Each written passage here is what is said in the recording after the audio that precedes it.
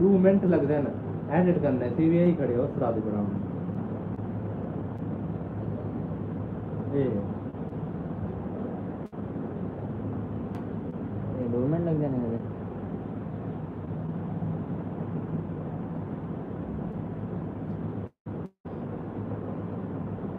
सारा लिखना है हैं सारा लिखना एजुकेशन लिखना है एम्प्लॉयमेंट क्या है मतलब एम्प्लॉयमेंट क्या लिखना क्या तक क्या क्या लिखना प्रोफाइल के बारे एजुकेशन अच्छा स्किल दे लिखना न्यू एक्सपीरियंस पर्सनल डिटेल दे लैंग्वेज दे लिखना ये क्या लिखना अब लिख रहे हैं कि मतलब कोई एक्सपीरियंस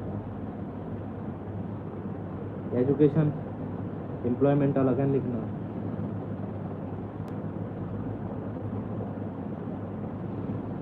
भेजा खड़ी है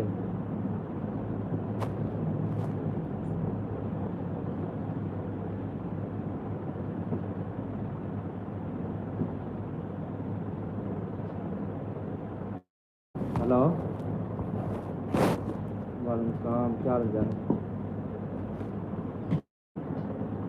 अल्हम्दुलिल्लाह कुत्ता पे शहजाद वदे नाल तस्वीर तो उन्हीं की भेजे हाँ हाँ ये भी तो नहीं लाऊंगी तस्वीर उन्हें क्या नहीं होता घाट है हैं तो मैं दूजन कहीं फ्रंट कैमरा में ओके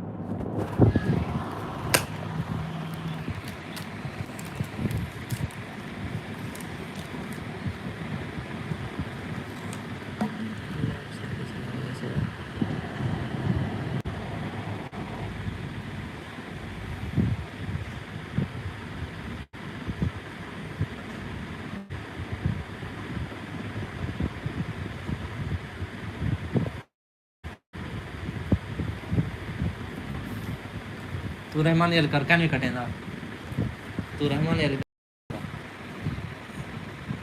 रहमान डब्बा पड़ेगा था उधर बस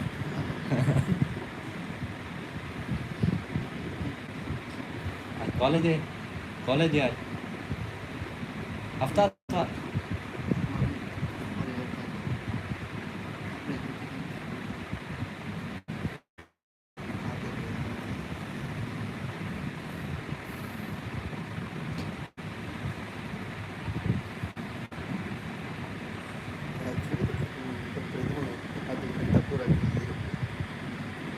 इसलिए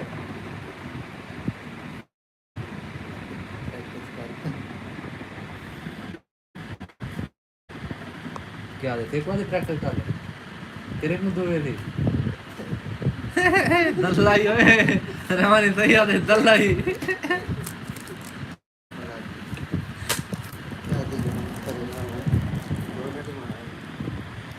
ये तो ना मैंने दी फैसला बा कुत्ता करे दो होते कोई खड़ी ये गाली मत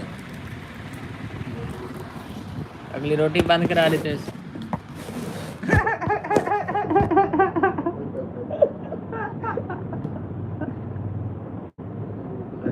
ये गाल है जग्गू है मुंह है तो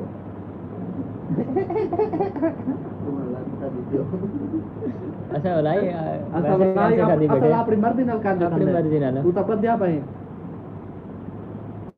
सही कितने 3000 ना 1500 दे देते को महीने का हफ्ते का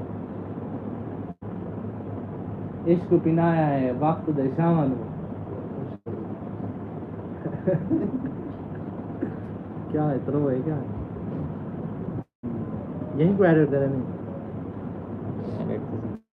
बाकी सारा तो खाली थी वैसे बस ये भी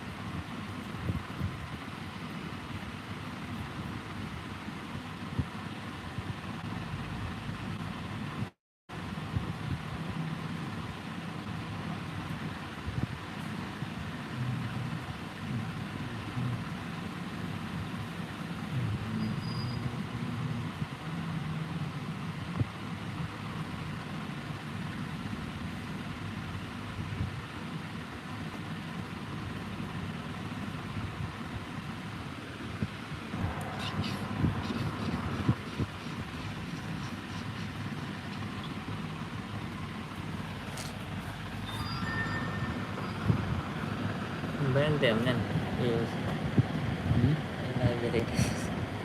लाइव चलेगी तो सोच रही बेटी क्या इसे कहना है आपको काली सकरी लंबी भी है अभी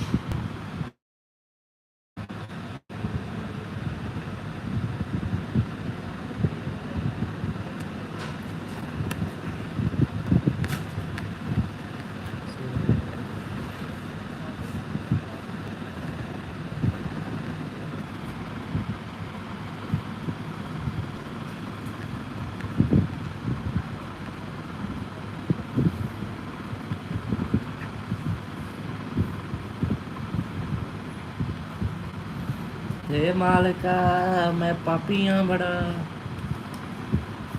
पानी तो पिलाओ हाथ है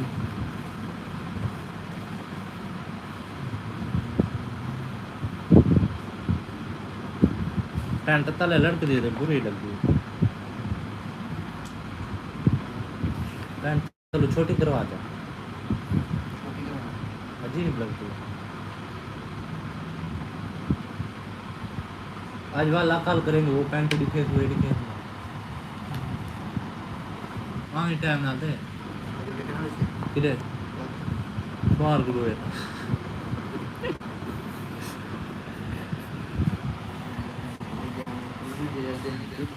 सवेरे लाती आ थी बीवी सांभे पई मोठ मारा ना इनसे कल मारे यहीं को है हैं यहीं को उठा हिला बा खौफ आया का रोटी 3 टाइम मिलती रह गया तो एक्स्ट्रा मत मार वनी कल दूध शोध ये वो कढ़ा आया हाय हाय रात नींदा तो मड्डी दा निकले एक बंदा उते ये स्लाब आगे समारते बिठा छोड़ी आके उठिया बिठा वे समारा भी जान चला ना खड़ी कर रह गया कि ठीक ना अति जरा के मारो तो पूजा आवा पुत्र आगे तो अचानक के बड़े सो गए वो मरदों के बकरी को नहीं सो ना बकरी भी या गाना का तीर का शकना तू गाल कटा के दिन वो से नहीं माफी रे जिन्हें बोला था उन्हें को पता है कि उठी टाइम के भजे हो जान बजा इसे मौत दे मुंह च निकलना होंदे जेरा बचदे पानी च यार जिन्हें दिखा रही वो ठीक है ना वैसे मानते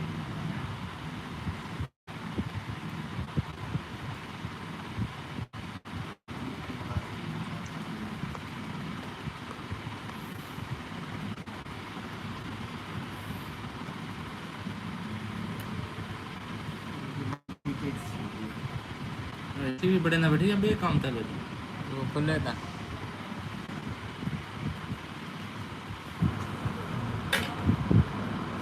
देर नाल बड़े को ले रेस्ट केले okay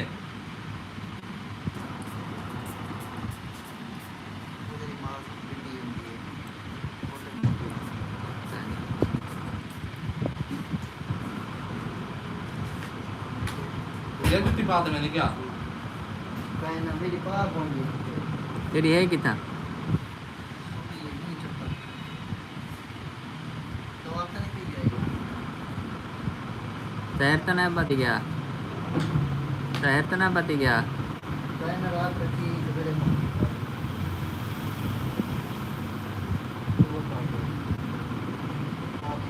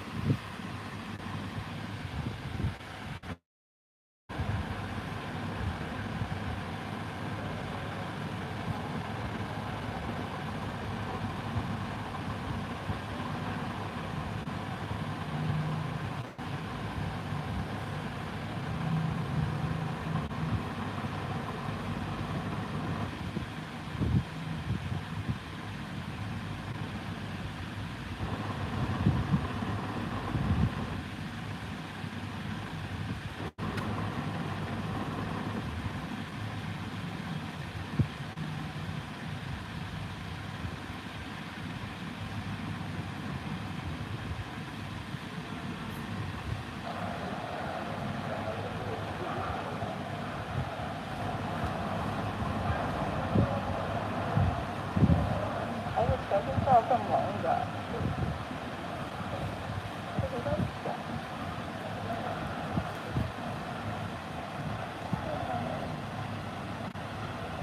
你看它这个是写的像那个蒙大吃的时候都是同时群那个，就是毛都炸开了。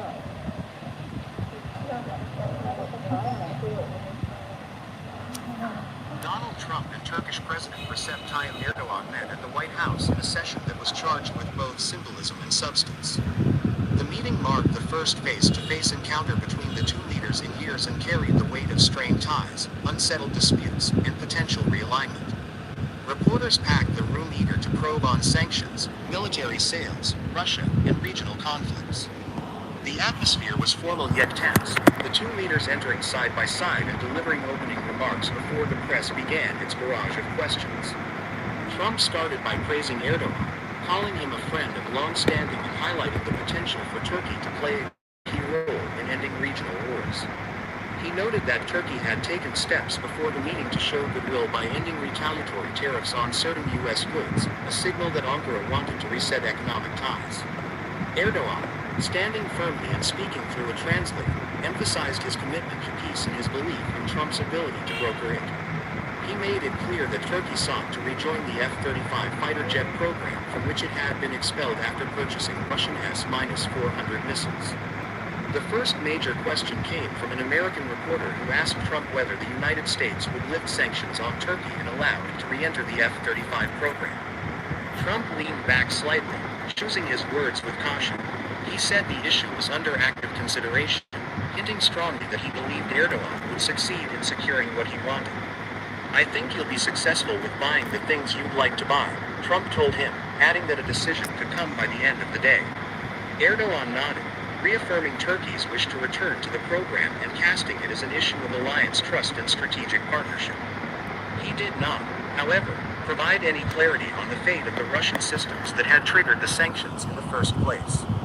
A Turkish journalist asked next about energy in Russia. Trump seized the question as an opening to put public pressure on Erdogan. He criticized Turkey's continued import of Russian oil and gas, especially while the war in Ukraine raged on. He said bluntly that the best thing Turkey could do to help end the war would be to stop buying energy from Moscow. Trump added that Erdogan knew Vladimir Putin well and could play a role in steering him toward peace, but he made it clear he wanted Turkey to cut the flow of Russian oil. Erdogan did not take the bait directly. Instead, he spoke about his belief in peace efforts and cast Turkey's energy policies as part of a broader balance he must maintain. He avoided any firm promise to reduce Russian imports, a signal that Turkey wouldn't abandon Moscow so easily given its reliance on Russian supplies. Another reporter asked Erdogan whether Turkey could guarantee it would not buy more Russian defense systems.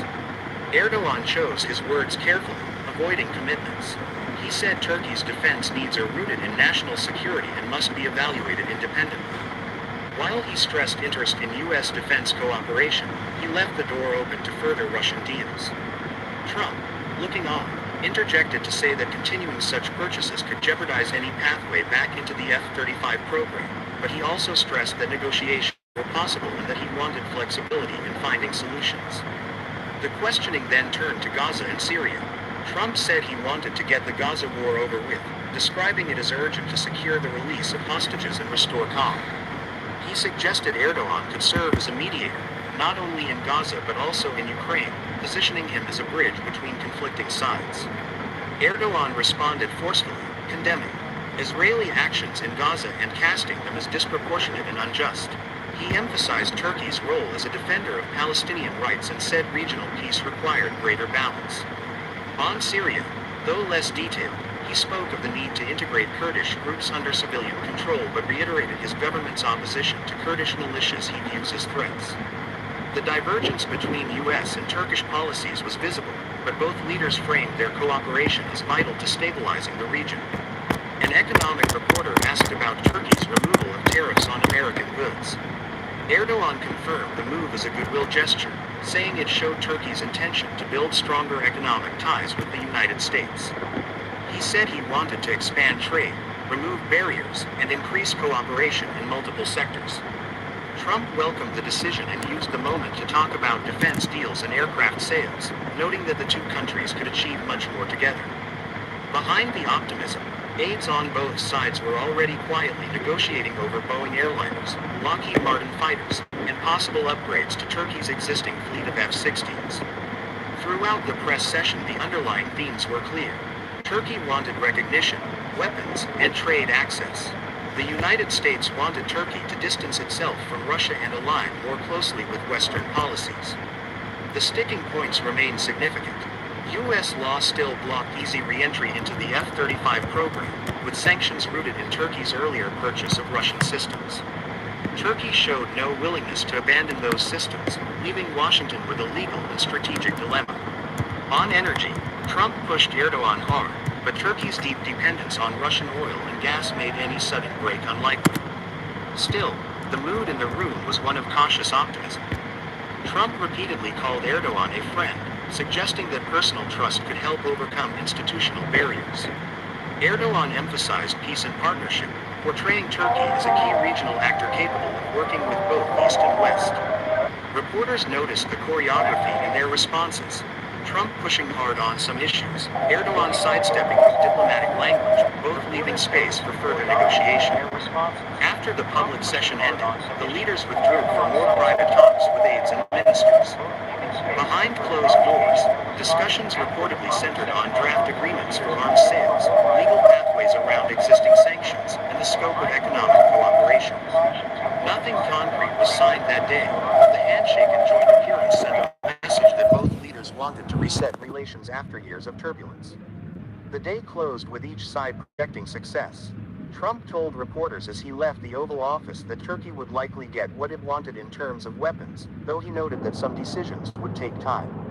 Erdogan returned to Ankara able to tell his domestic audience that Turkey's role on the world stage had been recognized and that doors long closed might be reopening.